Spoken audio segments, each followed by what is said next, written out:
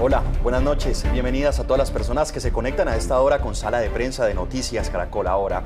Hoy queremos hablar de una encuesta con más de 1000 jóvenes en el país que dejó preocupantes datos sobre sentimientos y dificultades que están presentando con el regreso a la presencialidad en clases ante las restricciones de la pandemia.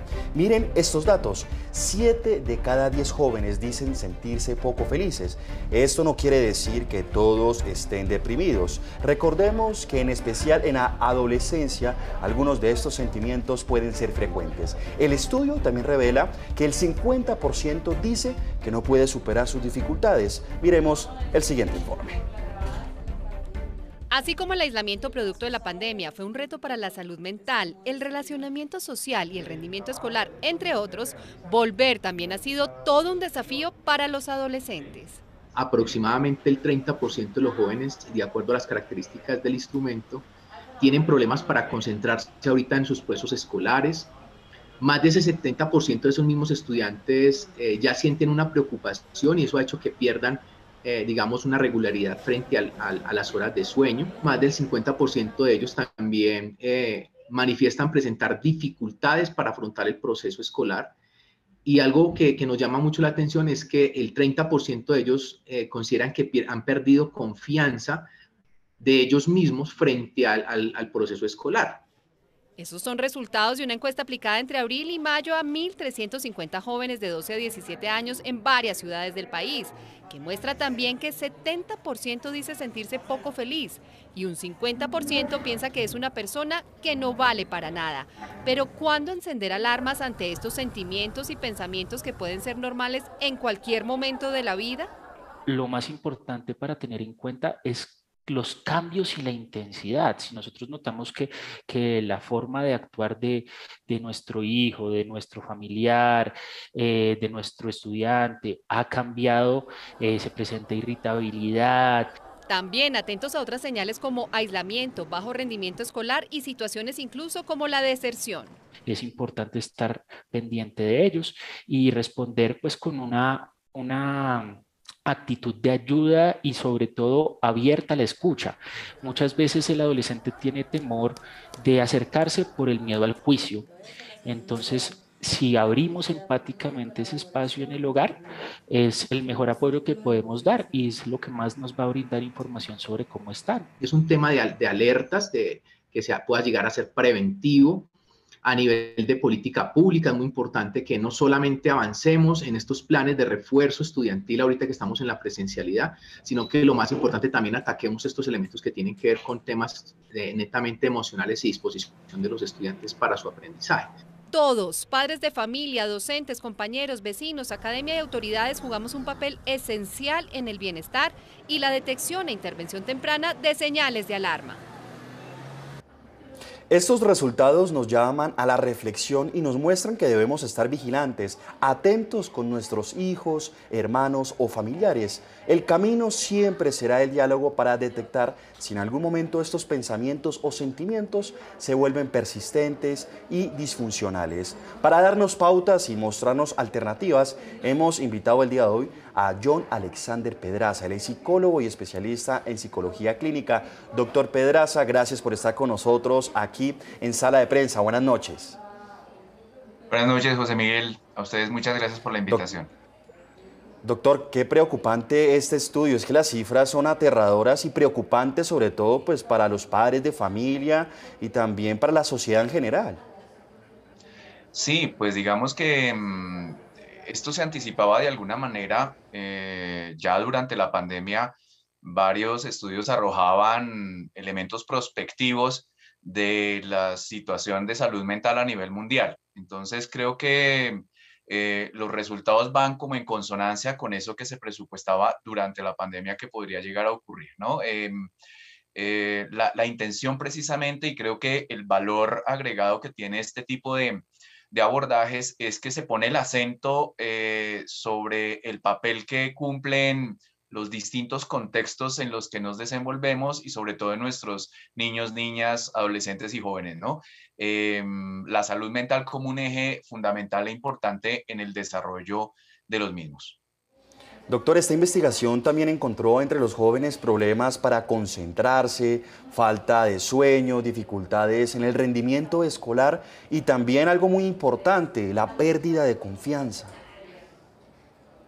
Así es. Digamos que suele mencionarse o divulgarse con mucha frecuencia el tema de la pandemia como un generador o causante de ciertas problemáticas.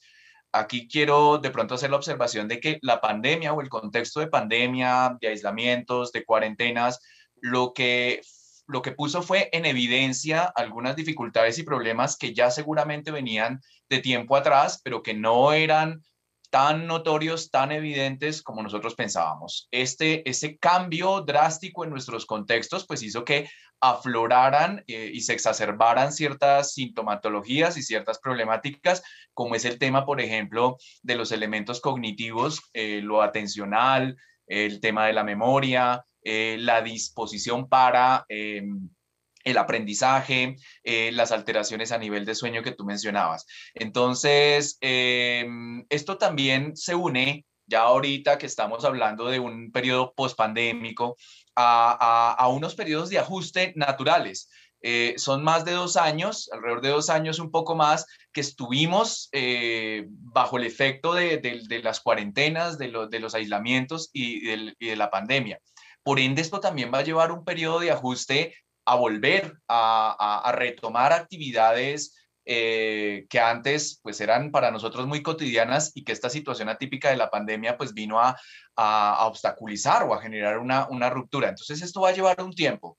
José Miguel, va a llevar también un periodo de ajuste donde evidentemente los problemas tenderán a ser mucho más evidentes y más puntuales, pero que si no se hace nada, pues seguramente se van a cronificar. La idea es que precisamente este tipo de estudios y este tipo de datos permitan poner sobre la mesa de las políticas públicas, de las acciones institucionales, tanto públicas como privadas, volverlos tema de discusión para que se lleven a cabo acciones concretas que mejoren esa situación a mediano y largo plazo.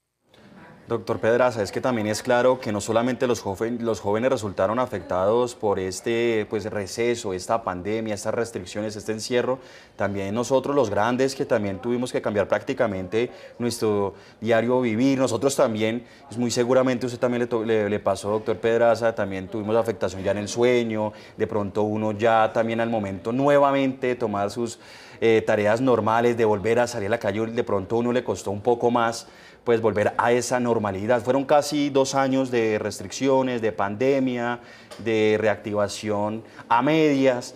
¿Cuánto cree usted que se va a demorar este retorno? Porque no ha sido nada fácil. Uno ve todavía niños y jóvenes, incluso adultos también, que les ha costado un poco volver a la normalidad.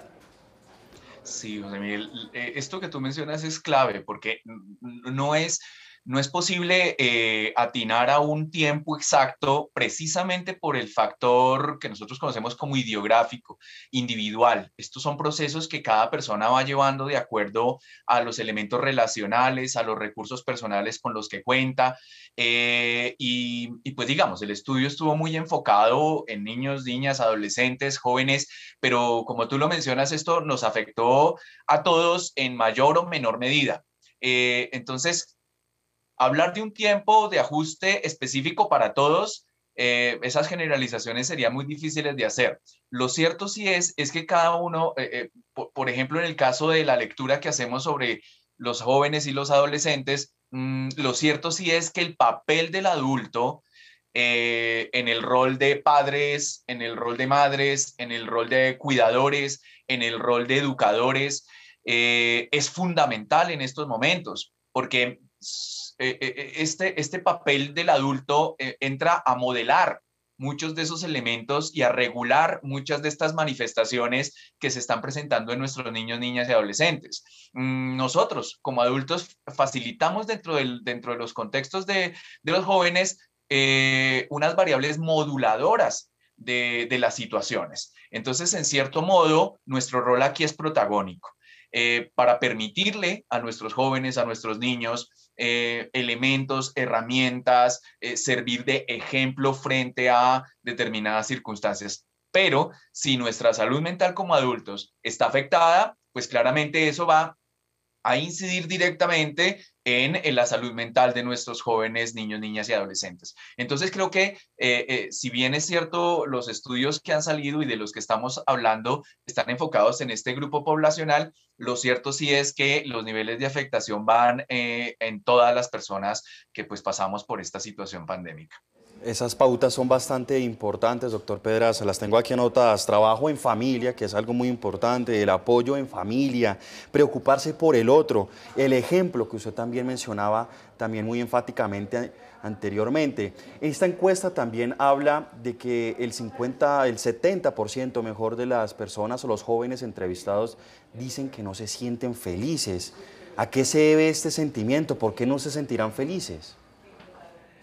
Bueno, esto tiene muchos, como se dice coloquialmente, muchos bemoles. Esto parte principalmente de unas expectativas sociales.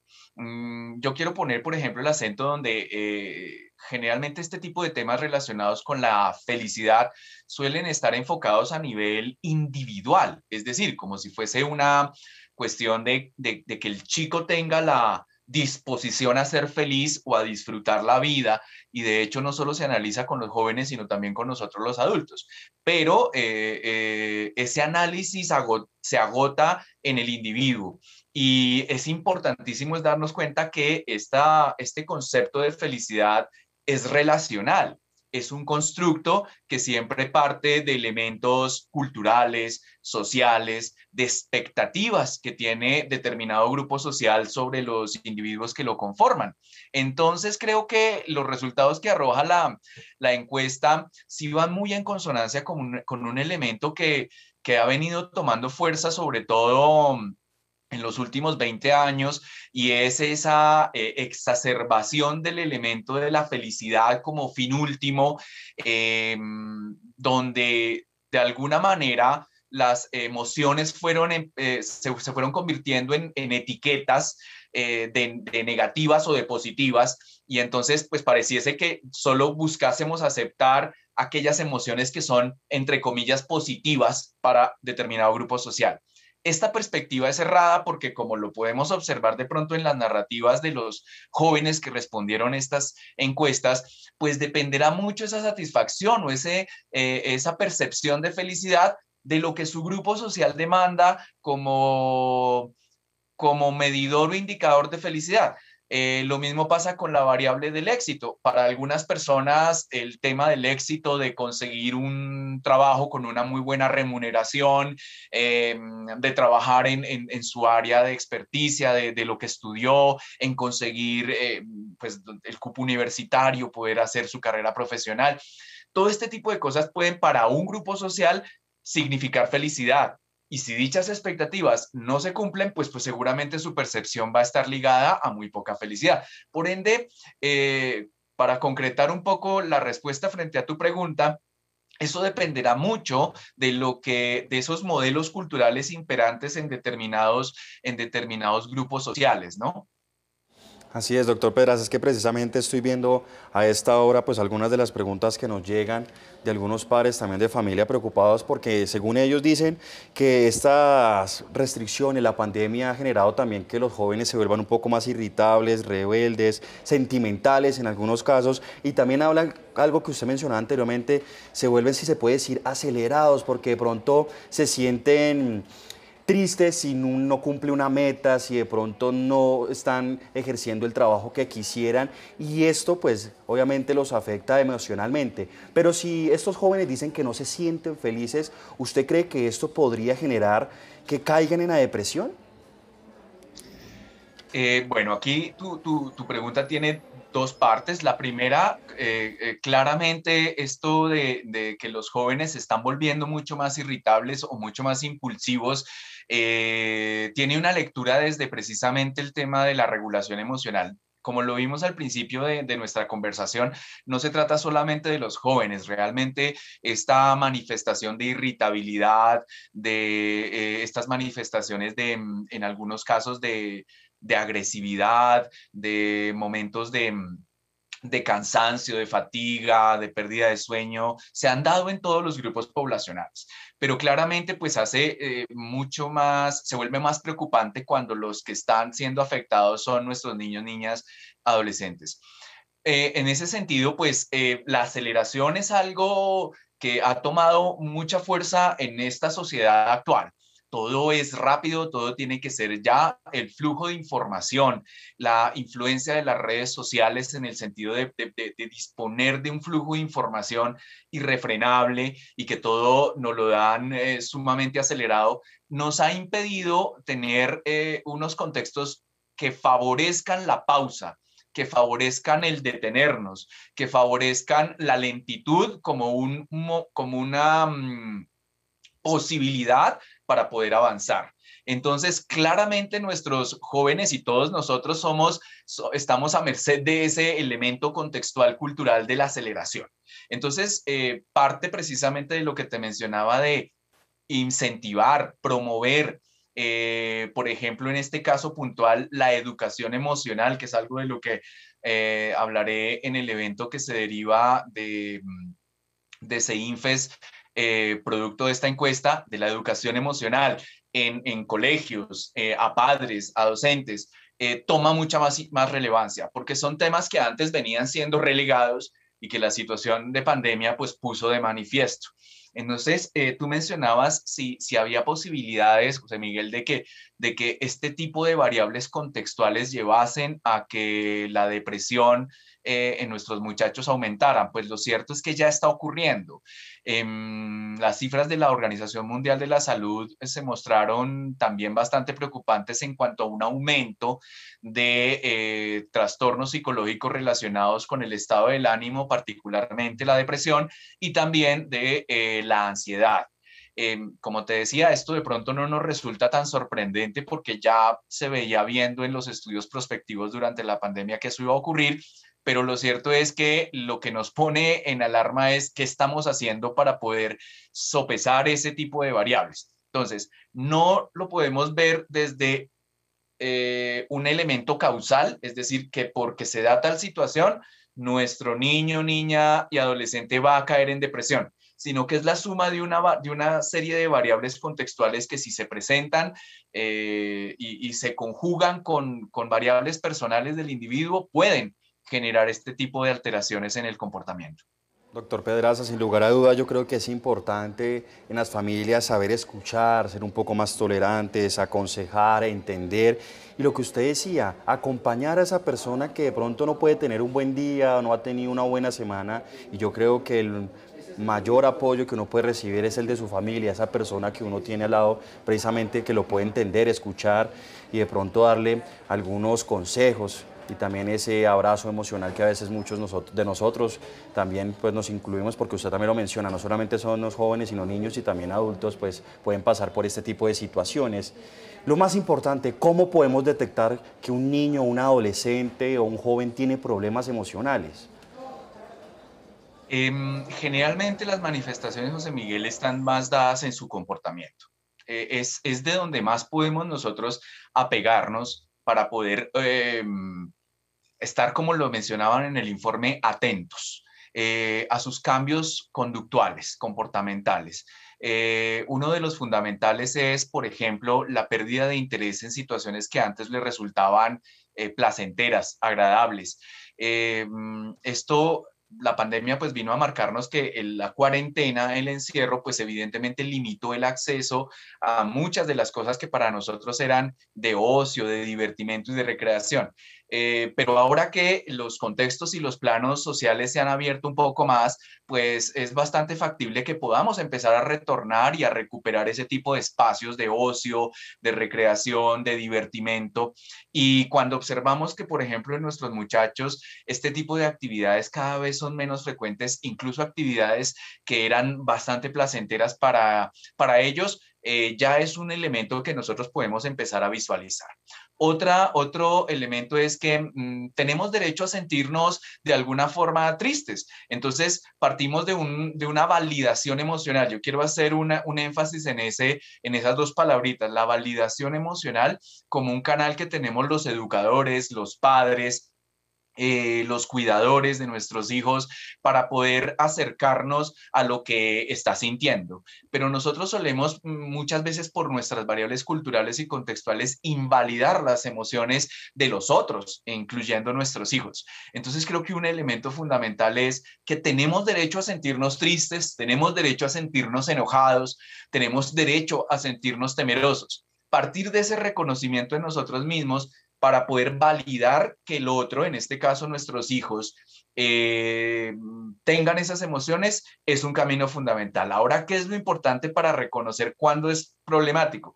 Cuando una emoción, por ejemplo, la tristeza, la rabia, como mencionábamos ahorita, la irritabilidad, empiezan a volverse constantes en el tiempo, cuando empiezan a ser recurrentes, cuando no se encuentra esa variabilidad que es natural que ocurra, que tengamos todos posibilidades de levantarnos de pronto un poco más enojados o más irritables de vez en cuando, sino cuando eso se nos vuelve un patrón y que además, adicionalmente, empieza a interferir en las actividades cotidianas de nuestros niños, niñas y adolescentes. Por ejemplo, empieza a interferir en sus labores académicas, empieza a interferir en su comunicación con sus familiares, empieza a interferir en su relacionamiento social. Doctor Pedraza, es que son muchas las preguntas que nos llegan a esta hora aquí en Sala de Prensa, porque el tema es bastante interesante y sobre todo a los padres que son primerizos y de pronto no saben identificar la edad, porque uno sabe que uno cuando tenía sus 14, 15 años era uno un poco rebelde, cambiante, pero uno cómo puede diferenciar esa edad, que es muy normal, ese cambio de comportamiento con un cambio emocional como la ansiedad, la angustia o incluso ese miedo que tiene mucha gente que es caer en la depresión. Sí, yo creo que primero tiene esta observación que tú realizas es muy importante, es porque parte de la autoobservación también, ¿no? Nosotros solemos ver que, por ejemplo, son nuestros hijos que tienen un problema o nuestros hijos que están pasando por una X o Y situación. Eso a veces nos hace perder de vista que nosotros como padres, cuidadores, educadores, hacemos parte de la red bajo la cual nuestros hijos está integrado. Entonces, nosotros somos partícipes de lo que le pasa a nuestros hijos y de lo que le pasa a nuestros estudiantes, etcétera. En ese sentido, lo que trato de hacer, de poner de manifiesto es que precisamente las edades van a variar dependiendo lo que yo conozco de mis hijos, lo que yo conozco de, por ejemplo, mis estudiantes. Y eso implica que yo como adulto esté presente, porque el estar presente en mi hogar, en mi clase, conectado con mis estudiantes, conectado con los muchachos, conectado con mis hijos, haciéndome partícipe de lo que les ocurre, de lo que les gusta, de lo que les disgusta, me va a facilitar el conocerlos. Y eso es lo que va a marcar esa pauta donde yo, gracias al conocimiento que tengo de las emociones, de los comportamientos, de lo que mis hijos piensan acerca de determinadas cosas, tú mencionabas algo muy importante, el diálogo, el escucharlos, no para disciplinarlos, sino el escucharlos para comprenderlos, nos permite conocerlos. En la medida en que los vamos conociendo, podemos estar mucho más atentos a precisamente esos cambios en nuestro estudiante, esos cambios en nuestro hijo, en nuestra hija, y va a permitirnos pues adoptar una postura de prevención y de promoción de la salud para generar factores protectores que nos ayude pues a mitigar evidentemente los efectos que esto pueda tener en su estado de ánimo o en su ansiedad. Gracias, yo aquí estoy tomando atenta nota y eso es muy clave. Escuchar es igual a confianza, para poder ayudar también a esa persona que está pasando de pronto por un momento difícil. Esta pregunta es bastante importante. ¿Cuándo uno debe buscar ayuda profesional? Uno a veces piensa que uno solo puede solucionar los problemas en la casa, pero a veces uno necesita ayuda profesional.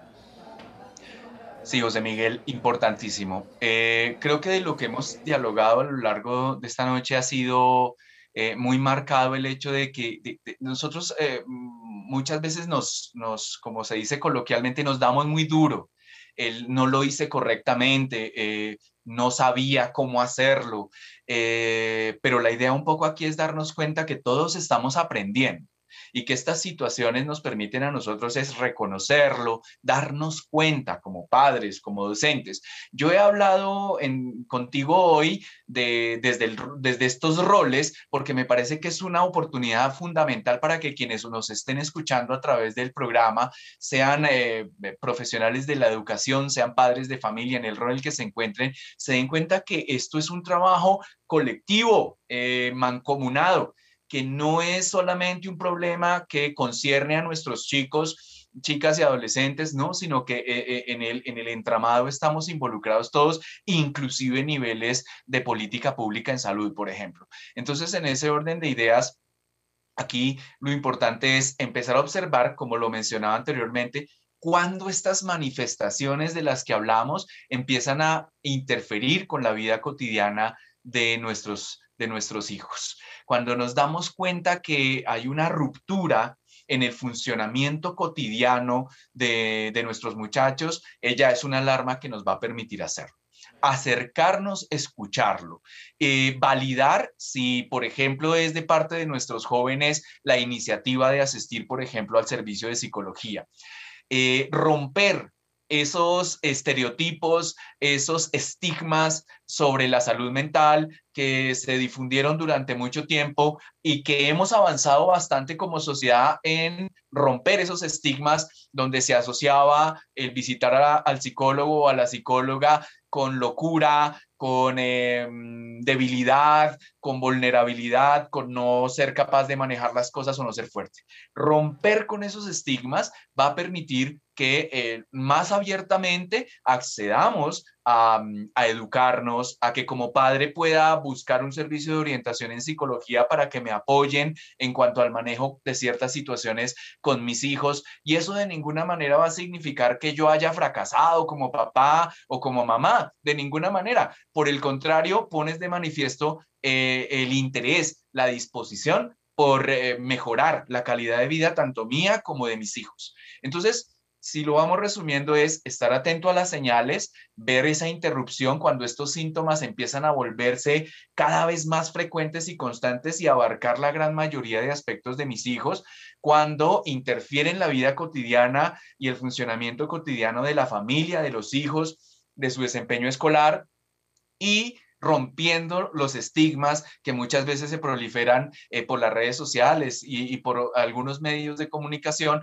donde se da mucho énfasis en que los que asisten a psicología o a servicios de psiquiatría es porque están locos o porque necesariamente si yo asisto a un servicio de salud mental es que evidentemente me van a medicar. Todos esos estigmas hacen que las personas se llenen de mucho temor de pedir ayuda. Entonces, creo que rompiendo esa desinformación y a veces falta de información, es que podremos acceder más abiertamente, tranquilamente a los servicios de salud mental de que disponemos.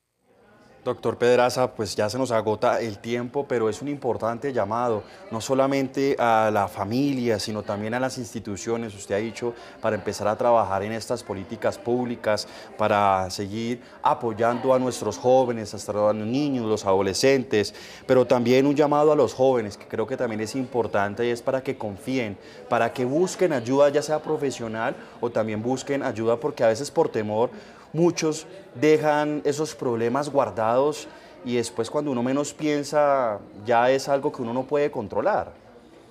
Y que puede ser demasiado tarde a veces, José Miguel.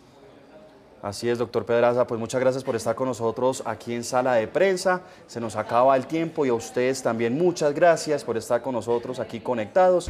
No se despeguen que ya viene más programación aquí en Noticias Caracol ahora. ¡Feliz noche!